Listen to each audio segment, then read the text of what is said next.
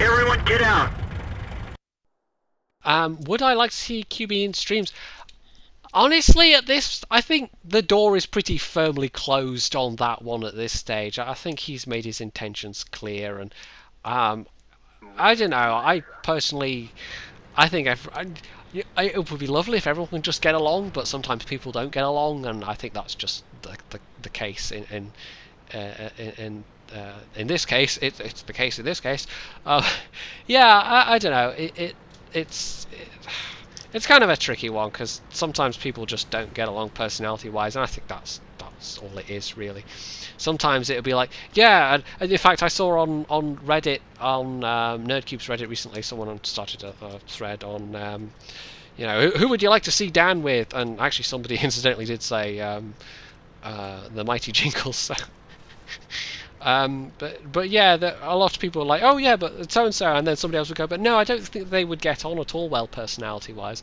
So it's that kind of, there's that consideration, and at the end of the day, it's entertainment, and it's like if you get two completely incompatible people playing, and there's just no kind of chemistry's not the right word, but there's no kind of rapport there, then rapport, just rapport. I put too many things in there. If there's no rapport, then it's just like nobody's going to watch it. It's not going to be entertaining for people, and so I think, like I said, I think the door's fairly well closed on that one, but I think even if it wasn't, I'm not sure it would be a goer anyway. Ginge asks, do I ever wake up in strange places cuddling pigeons? Ginge, stop giving away my... Just, have you been following me again, Ginge? You have, haven't you? Honestly, you're as bad as Dutch Bat. Anyway, no comment is my question, is my answer to that question. Yes, it's between me and the pigeons. Anyway, Kurdiacha Man asks, in today's world of manscaping and Brazilian waxing, why have you chosen to remain hairy? Well, I live in Scotland, the extra insulation helps. Von Nis asks, do I feel even slightly guilty for the fact that he rebought the AMX40 and spent loads of credits on pimping it, even though he's really supposed to be saving his credits for grinding tier 6 tanks? No, because it's amazing, and everyone should have one. In fact, if I were in charge of wargaming, and a couple of people asked these kind of related questions, the big change I would make, my first act of being the president of wargaming, or in charge of World of Tanks anyway, would be a free AMX40 in every garage that you couldn't sell. So there you go. Because I'm just that convinced it's amazing, and apparently that unafraid of people trying to assassinate me. Mr. Funnybees asks, do I have a love-hate relationship with the IS-4? Because, people say it's... I don't think people do say it's crap. I think it just has a kind of a mixed reputation. It was overshadowed for a long time by the IS-7, but now the IS-7 kind of has a mixed reputation as well. So, I think it's just a good all-rounder. I think it's not amazing at any one thing particularly. It has some weak spots. The armour is okay. The turret is okay, but the turret top is quite soft like the IS-3, so it does also effectively have some turret weak spots as well. But it's just got the right combination of mobility, firepower. The armour is bouncy enough. It's not like Super Megatron like the mouse, but it's good enough for a lot of what you're facing. It's just a decent all-round tank.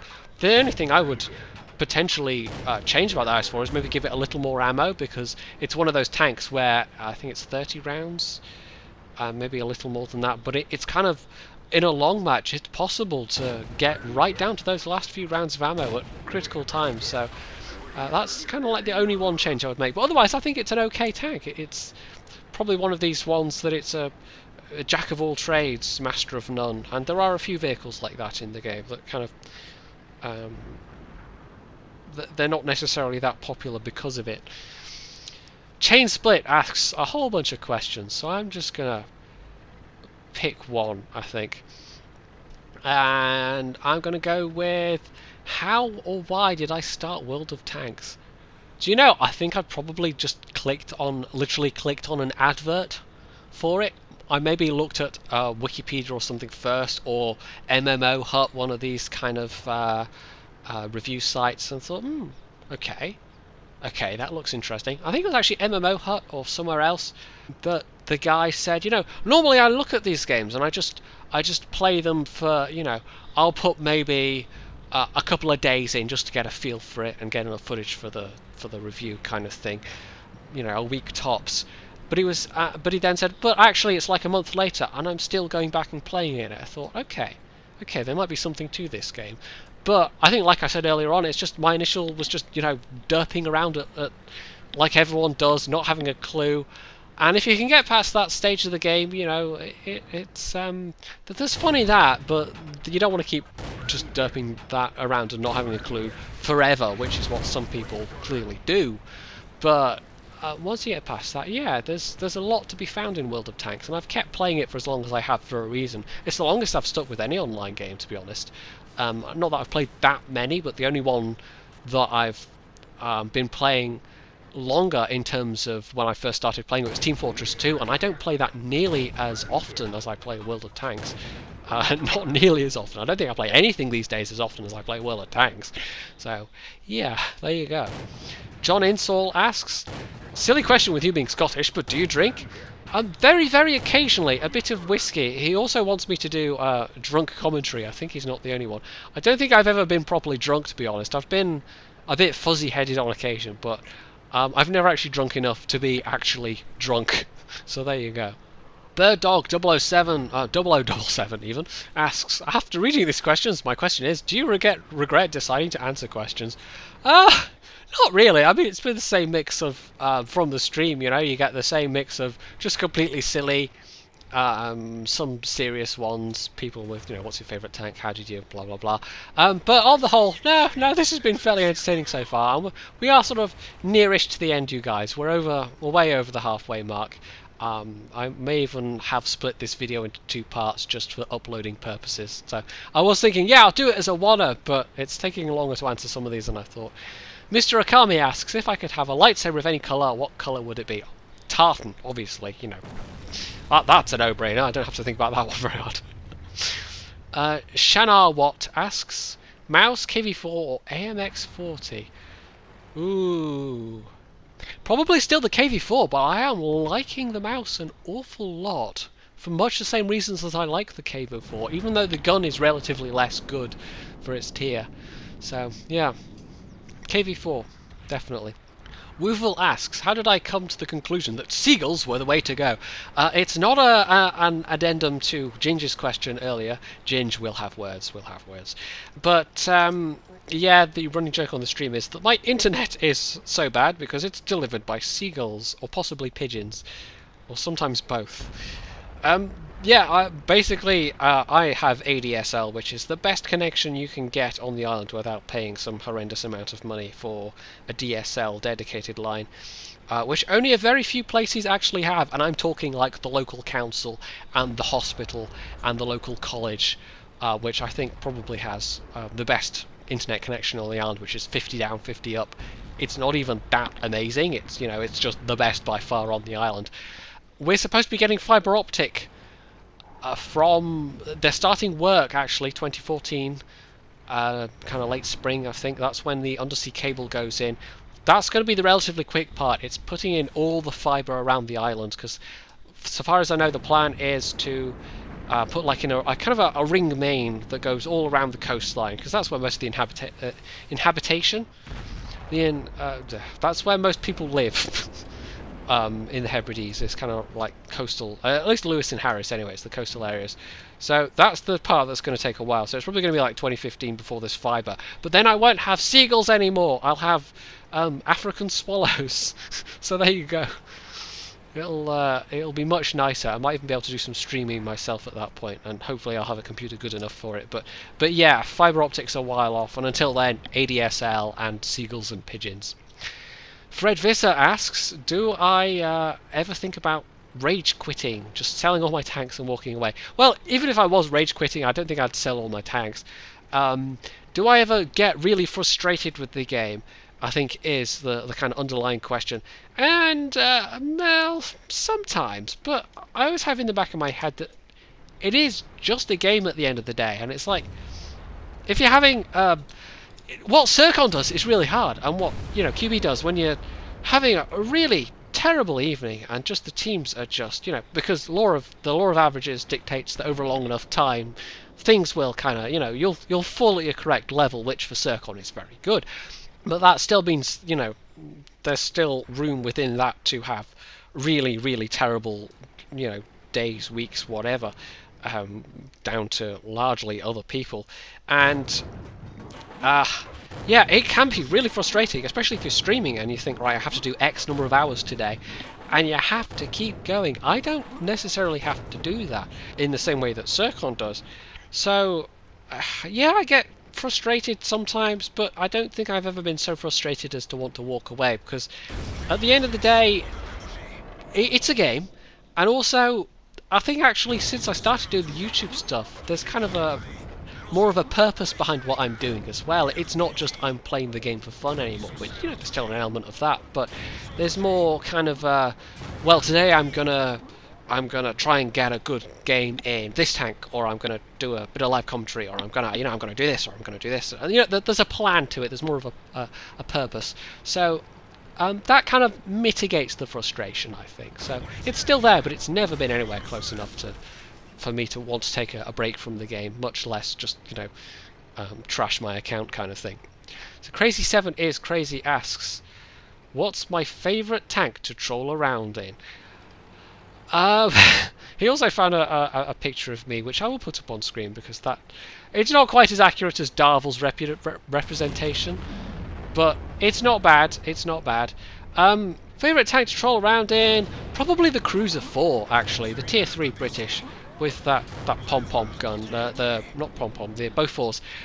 It's mega fun. It's like, even if you're bottom tier, you can still be really sneaky, you can do some damage. If you've got enough gold ammo, you can spank the tier 5s hard, especially if they're ignoring you.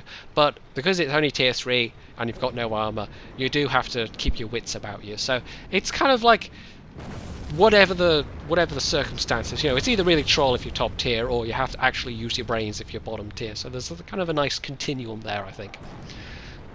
Next question, Wes 456 how into Star Wars am I?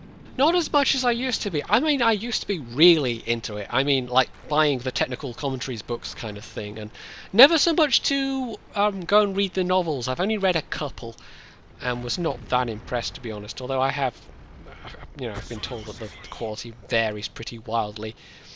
But like I mentioned before, actually, Doctor Who is really the only franchise that I've ever gone away and read any books for. So I was kind of into the background stuff, but more in a kind of technical, nerdy details way. And I still enjoy the films. I still, the original trilogy was fantastic. Some bits to do with the new trilogy are okay. If you just watch a picture of Christopher Lee on the screen, like as Count Dooku. If you just have a still of Count Dooku and you just listen to the music from the prequel trilogy, actually they're really, really good. They're really good. It's just a pity about most of the rest of it, but if you just do that, it improves the quality about 5,000%.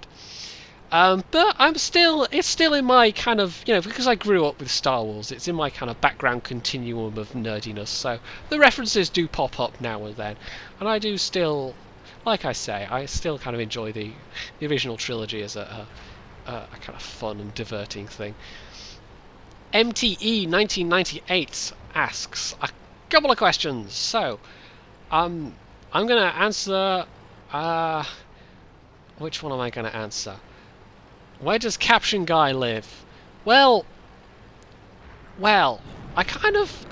he kind of gave it away in one of the Minecraft videos that I did, one of the Atlantis ones, and he revealed that he has been secretly, basically living behind the walls and in the ceiling and under the floor, and he's everywhere and nowhere. It's annoying. It's very hard to get him out.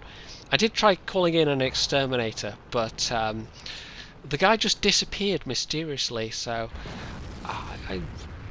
you know, and after the second and third exterminators disappeared, they just, for some reason, they won't come back to my house anymore. So when I phone up different ones, so yeah, he's around somewhere. I'll weasel him out one of these days, or maybe not. Who knows? I don't even know how he does it, to be honest. He's just very sneaky. He's clearly well, I can't even say he's clearly secretly a Sith, because secretly I'm a Sith, or not so secretly, but you didn't hear that from me. But he's clearly a something or other, anyway. I'm sure he'll, well, I'm sure he'll punish me extra hard for that, but he just punishes me anyway, because he's just a jerk. Mosktan asks, DayZ gameplay? I'm, okay. I don't know, I've never played DayZ. It doesn't massively look like my kind of game, but I've started, since I'm doing YouTube more, and doing things like the abortive attempt at Skyrim and Minecraft, which is going to be an occasional thing. You know, the limiting factor is always my internet connection. There's only so much I can upload, but I've kept my eye out more for games on Steam, especially things in the Humble Bundle, just the, you know, the sort of cheap but fun games I've played before, games I've got on the PlayStation, that I think, yeah, okay, maybe that could have potential. So I actually, there's one or two things I've picked up that you might see in the future, but it really is tough trying to keep up the World of Tanks videos and work in other videos into the schedule, because a lot of times there's only one video I can upload in a night. Occasionally it's two, but it makes it really difficult. It's like, I want to keep the regulars happy, and most of the regulars are here for World of Tanks, so that's what the majority of the videos really have to be. But yeah, you will see other videos eventually. I'm hoping it's, you know, it might take up to the point where fiber optic is here, but I don't know, we'll see. Ollie Olis Redden? I don't know. What's my opinion of circlings? Are there some I value more highly than others? Well, that's kind of like, what's my favourite child? Except it's not really. Some of the people in the Circ clans are a lot more active in being social with other members, and those are the ones you notice more. And, you know, the ones that are in the stream regularly, you notice more as well. So there's kind of like, if people are making themselves visible kind of thing, and platooning with other people, and just generally being social, then you tend to notice those people more for obvious reasons. There are, I think, I can only really speak for Circ 2, because I have kind of the direct experience with Circ 2, obviously I'm a commander of Circ 2. It's more the case that, I don't even know what the exact number would be, but maybe something like half the clan, maybe slightly over half the clan. You don't really ever see them posting in chat kind of thing, but they are active and playing the game. They're just not really interacting that much with the clan members. So that's a thing we'd like to see more. And there are, I think, enough members, even in just Circ 2, but across all three clans now, there's kind of a couple of people who are willing to do things like tank companies and to lead them, basically, which I myself am personally terrible at. I do occasionally attempt it, but it's like that's one of the few group activities. So it's like, if you are circling and you're interested in being a bit more social, you know, type in the chat, ask if there's any tank companies going, or offer to lead one yourself, or just, you know, be social. It'll get you noticed more. The Stig asks, how do I select the replays I'm going to review? Well, there's kind of several factors. You know, the big one is it entertaining? Is it interesting to watch? Is it in a vehicle that you don't see very often? Is it kind of a more secondary one? Or the end screen stats are, you know, they're kind of important as well, but they're not as important as, was the game interesting? And that's kind of a hard thing to define, because what I find interesting might not be what someone else finds interesting. But a lot of people, I think, I'm going to say a lot, not really a lot though, I'm getting myself tongue-tied here. Some people send me replays, particularly in certain tanks. For instance, I get sent a lot of T29 replays, a lot of Hellcat replays, and the numbers look really good. And then you actually go and watch it, and you think, yeah, okay, that's an okay game, but I have 15 more like it, kind of thing. But the numbers alone aren't going to hook me, and I've had people send me games where they've done like 8k damage in an ISU, but they were sat in the Magic Forest in Malinovka the whole time, which is completely boring to watch. There's also a reason why you don't see Many people doing just generally replays of artillery, and that's because artillery is not very interesting to watch. So there's kind of like these basic: is it interesting to watch, and then is it a tank I see often, or a tank I get sent lots of replays of, and then was the score good, or was there a particular entertaining moment in there? And I've done less of those kind of videos. That's something more High Flyer does with his quickies, but yeah, it's sort of hard to define exactly. It's just, is it interesting to me, is the main one. So we're getting there, we're getting towards the end. I'm definitely going to have split this into two, because I've been going for a little while now. I'll probably be able to edit it down a little bit, but yeah. Dr. Pint Size asks, what would my thoughts be if Wargaming decided to include modern tanks? I think that's a tough one. I'm not sure they could actually include it into the game as is. It would have to pretty much be like a separate game almost, or it would have to be you'd get to like tier 11, but it would be like being at tier 1 again, because you wouldn't see the current tier 10 tanks kind of thing. I don't know. There'd have to be kind of like a boundary layer. It would essentially be like starting a new game. So you might as well do it as a whole new game. But with the kind of mechanics that developed, it might require some tweaking, but I think the base underlying game is probably sufficiently solid enough that you could do that sort of thing. Otherwise, I think it wouldn't really fit very well with the kind of tanks that we have right now. The Kodiak Alpha asks that he's noticed the Pokemon references, just that I make occasionally. I had actually... He asked, how much did I play Pokemon? What's my favourite Pokemon? I did actually play it a fair bit back in the day. I had a Game Boy Pocket, and I had... Now, let's see, I had Pokemon Blue, and I had Pokemon Yellow, and I had some other Pokemon game as well. Was it Silver? I can't remember. It may not have been Silver, because I never got as far as owning a Game Boy Color. But, I had a Pokemon Blue. I actually had all of the Pokemon, including somebody had... they basically gave me a Mewtwo. I don't know, they had a hacked ROM or something like that. So I had 151 Pokemon, and that was kind of... Or was it a Mew I had? I can't remember. But it was the one that's basically impossible to get otherwise. But, yeah, it was, when I was 12, it was fun kind of thing, so... but it's kind of like... The reason I used it was actually because of the KV2 image that I did. And the kind of... I'm not the first person to have the kind of...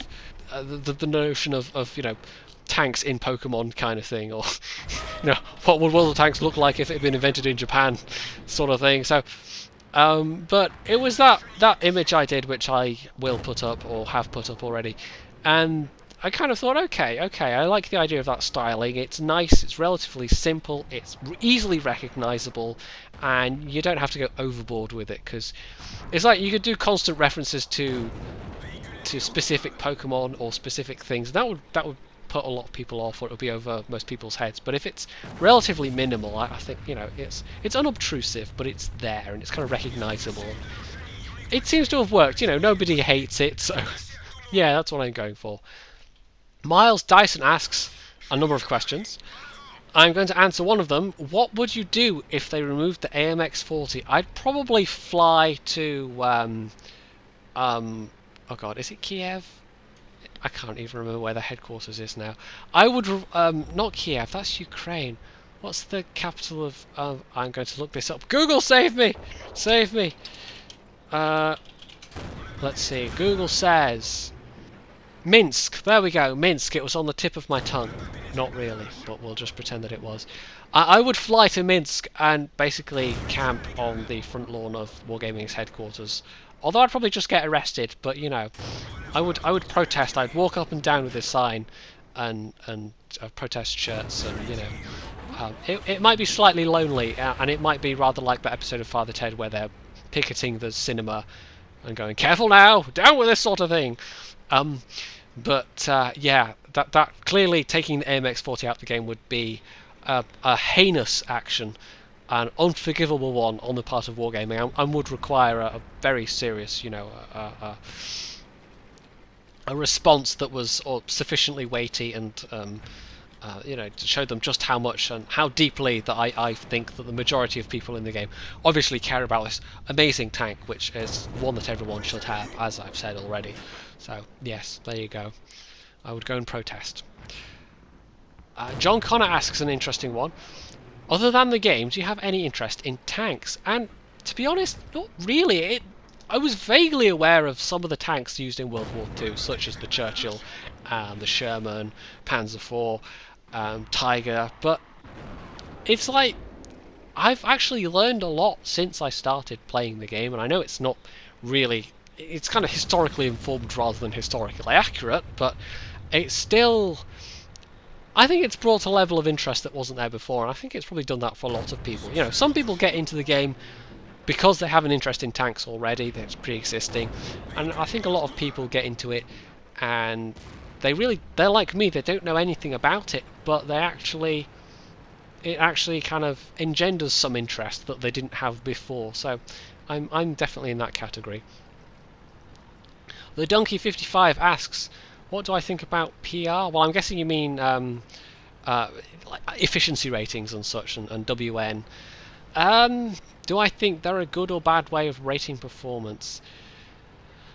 Well, I think so long as you have like any kind of stats at all, you're going to have sufficiently geeky people who are sufficiently good with the numbers who will take those numbers and go away and do something with them. And I think it's good and bad at the same time. You know, some people can be completely obnoxious. You know, oh, you've only got a 52% win rate, noob. Therefore, I am better than you as a person, kind of thing. Yeah, no, just no. But on the other hand, as a kind of a general guide to how good someone is good at the game, then they give a rough idea. You know, the fact that there's a couple of them shows you that. PR player rating. I just got that. Wow, I'm so quick. It's kind of inevitable that there would have been something like I've been saying, but it's like I always treat it as a rough guide. You know, someone can be doing things to increase it beyond a certain level, and you see people with like 65%. You know, that's they're obviously taking certain actions at that point. You know, that 60% is kind of like the outer cusp of what you can do on your own. 65%, you know, that's a lot of platooning, a lot of tank companies, a lot of whatever. Clan wars, you know, like kind of more structured play style, or doing it with people that are also good players. Because, you know, a pair of 60%, you know, people who are sort of at a base 60% level, if they platoon together a lot, they're, between the two of them, gonna have a more of an impact on the games that they're in, kind of thing. So they can easily get above that. And I will freely say that my own is, it's like 58% at the moment. I'm maybe 54, 55% if I was just playing on my own. But it's the fact that I platoon so much with Circon and Foch and Versi that actually has dragged that up. So, you know, I'm an okay player, but on win rate alone, I'm kind of above my natural level, as it were. And I think if you look at the rest of the things that WN7 and efficiency and WN8 now, if you look at the rest of those numbers that they give you, that gives you more of a truer picture of somebody's kind of ability at the game. But I don't think being bad at game means that you're bad at life particularly. So there you go. Although some people, clearly, you look at what they're doing in the game and you think, yeah, you're probably not the rightest spoon in real life either. So, yeah. Anyway, Smooth Trooper asks, my most hated tank or tanks? Out of his questions, I'm going to pick that one.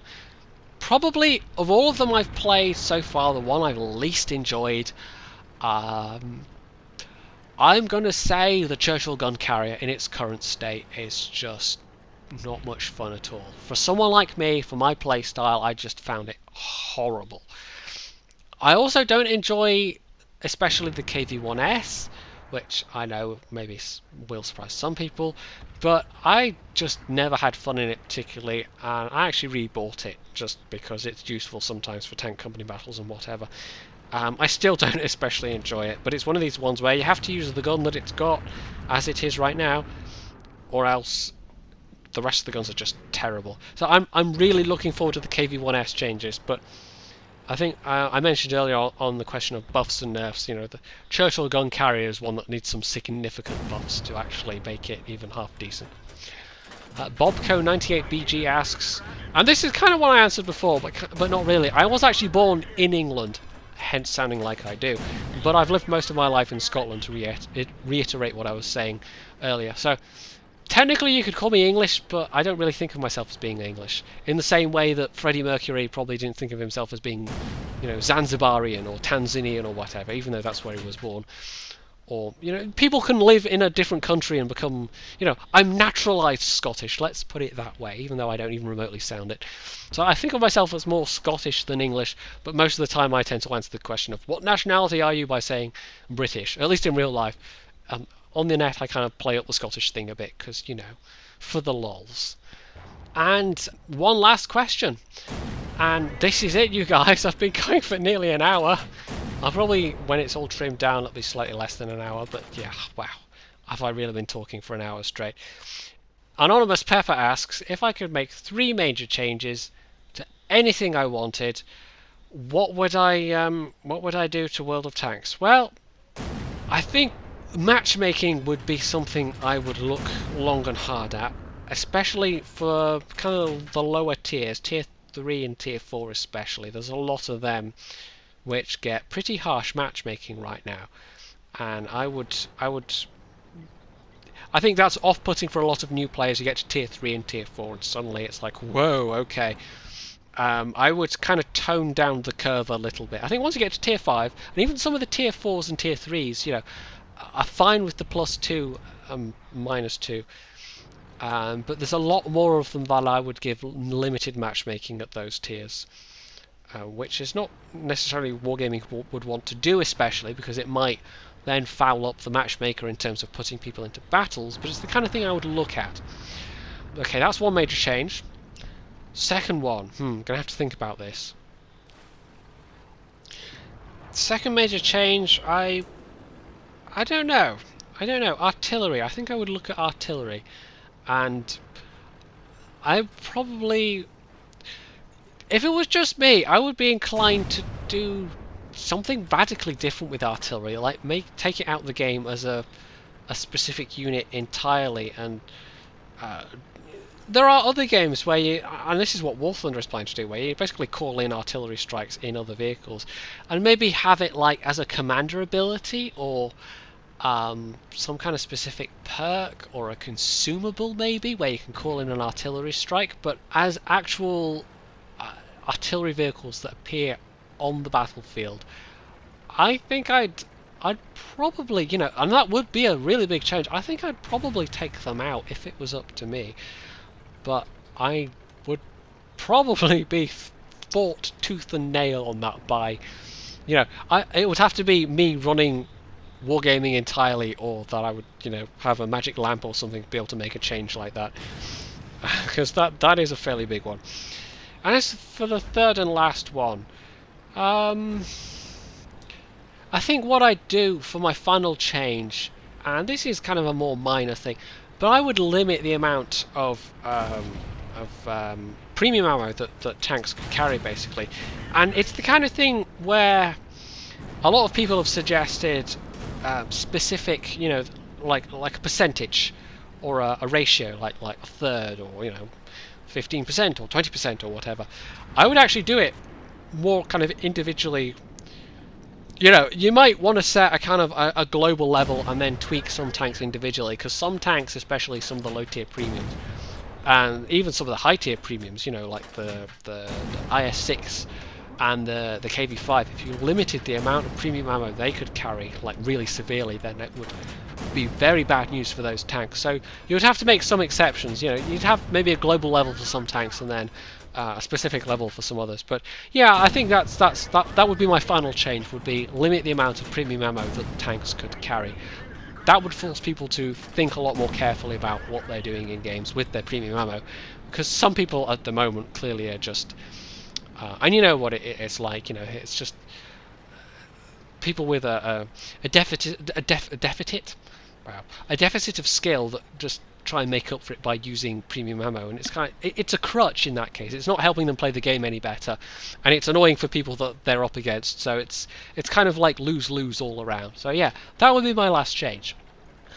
So, wow, this has been a bit of a marathon, for me at least. I'm probably going to break this up some. I might even... I don't know how I'm going to do it, actually. But anyway, yeah. What I will do is I will release it in parts. And I think I'll...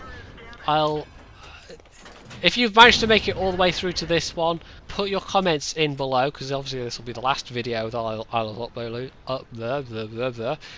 This will be the last video that I'll have uploaded, so we'll then go on to, you know, the second Q&D. But on the whole, I think this has gone all right. I think it's been a good mix of questions. I've been reasonably entertained in answering them. Hopefully you guys have found out some stuff as well that was, you know, not just an unhealthy love for the AMX-40.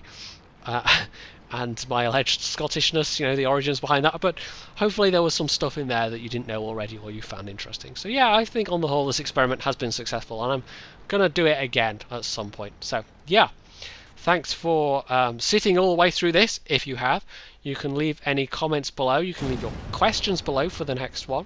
You can hit the like button. You can subscribe to my channel. And as always, stay tuned for more.